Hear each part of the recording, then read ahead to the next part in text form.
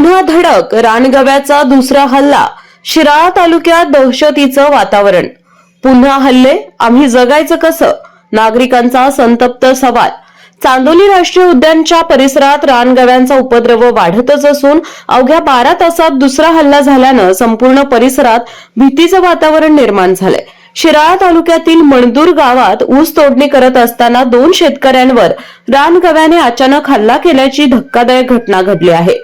मणदूर येथील पारदीचा माळ परिसरात लक्ष्मण तातोबा माने वय 45 आणि बंडोपंत विष्णू पाटील वय 40 हे ऊस तोडणीचं काम करत होते. याच वेळी ऊसाच्या शेतातून अचानक रानगवा बाहेर येत दोघांवर झडप घातली. या हल्ल्यात लक्ष्मण माने यांना गव्याने उचलून जमिनीवर आपटले. त्यांच्या मांडीला गंभीर दुखापत झाली आहे, तर बंडो पाटील यांच्या तोंडाला आणि डोक्याला जबर मार बसला आहे. घटनेनंतर परिसरात एकच गोंधळ उडाला.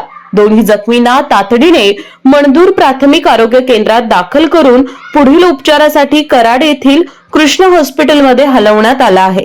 दरम्यान चांदोली अभयारण्यालगतच्या गावांमध्ये रानगव्यांचे हल्ले वाढले असून वन विभागाकडून ठोस उपाययोजना होत नसल्यानं नागरिक संतप्त झाले आहेत. पुन्हा हल्ले होत आहेत, आम्ही जगायचं कसं, असा सवाल आता शेतकरी उपस्थित करतात.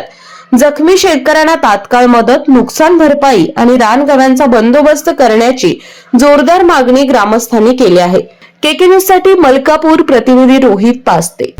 डॉक्टरांनी ऍडमिट होण्याचा सल्ला दिलाय, पण स्पेशल रूम परवडत नाही. मग टेन्शन घेऊ नका.